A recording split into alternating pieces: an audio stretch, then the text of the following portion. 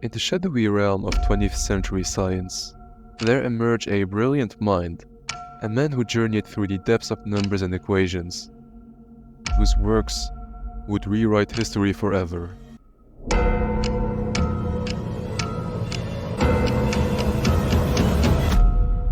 Meet Stanislaw Ulam, where mathematical genius meet world-altering innovation.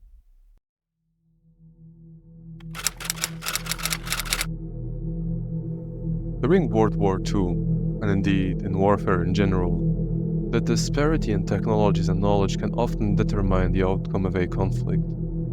Around 1945, when innovation was most critical, one project stood above all, the Manhattan Project. This program of research and development was undertaken to create the world's first nuclear weapon. From 1942 to 1946, the project was under the direction of Major General Leslie Groves, and nuclear physicist Julius Robert Oppenheimer was the director of the Los Alamos Laboratory. Scientists and mathematicians gathered in Los Alamos in a race against time. During the turbulent years of World War II, a brilliant mathematician named Stanislaw Ulam found himself at the heart of this project, where he was assigned to solve complex mathematical equations related to neutron diffusion in nuclear materials. His contributions would play a pivotal role in the development of one of the most devastating weapons the world had ever seen, the atomic bomb.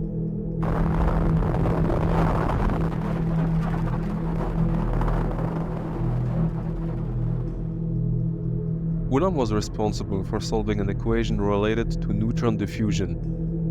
To make it brief, it is a type of equation that can describe the flux of neutrons within a reactor.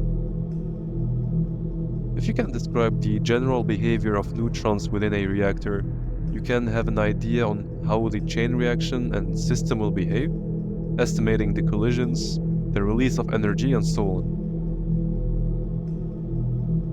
Now, this is because of a particle that roughly weighs less than 10 to the power of minus 27 kilograms, that all this energy is released. Now, let's speak about this particle, for instance. Neutrons, the neutral particles within an atom's nucleus, escape and scatter in a process known as diffusion. As neutrons scatter, they collide with atoms, causing fission and releasing more neutrons, which is a chain reaction that generates immense power. This is also known as nuclear fission. It is a process of splitting a heavier atomic nucleus into two or more smaller nuclei, along with the release of a large amount of energy and some neutrons. Now, these neutrons will then initiate another reaction, and so on. If you provide enough atomic matter, also called as the critical mass, tremendous amount of energy will be released, and that's what we call an atomic bomb. But why do we use specifically neutrons? Well, the main idea is to get energy from splitting a nuclei into two separate ones. Neutrons was not the first attempt of physicists, as they tried using protons to do so, but because of their positive charge, the repelling energy was important, which made the chain reaction very weak. It is a bit later that the neutron, a neutral particle, was discovered around 1932. After that, physicists found a way to effectively split in half a nuclei by projecting an accelerated neutrons onto it, and thus making the process much easier and sustaining the chain reaction. Now, in a world war condition, he had no choice but to find a solution, no matter what. Yet, the analytical and mathematical approach kept failing. He was short on time. Tension, pressure kept scaling up. Little did he know that in 1946 everything was about to change, and boredom brought him to a completely absurd solution. In 1946, while Ulam was recovering from an illness, and playing the card game Solitaire, he began pondering a complex question. Specifically, he wondered about the chances of successfully completing a Canfield game with 52 cards. After attempting to calculate the probabilities through abstract mathematical reasoning, he had an epiphany. Ulam realized that a more practical and efficient way to tackle such a problem might be to use a method involving randomness and simulation. He envisioned laying out the solitary game, say 100 times, and simply observing how many times it resulted in success. This revelation led Ulam to consider applying this approach to broader scientific problems. Essentially, he sought to transform problems described by complex differential equations into a series of random operations that could be simulated.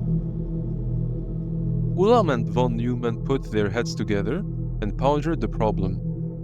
What emerged from their collaboration was a stroke of genius. They conceived an innovative approach that would come to be known as the Monte Carlo method. Where did this odd name come from? Well, a colleague of them, named Nicholas Metropolis, suggested using the name Monte Carlo, which refers to the Monte Carlo casino in Monaco, where Ulam's uncle would borrow some money and gamble there.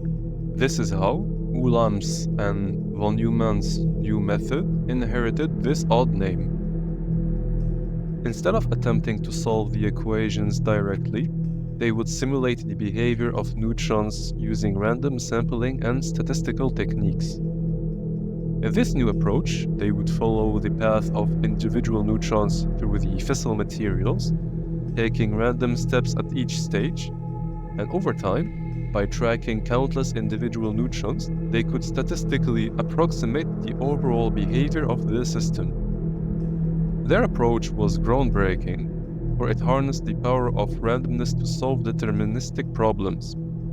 The Monte Carlo method provided the much-needed approximate solutions to the neutron diffusion equations, helping advance the understanding of nuclear reactions.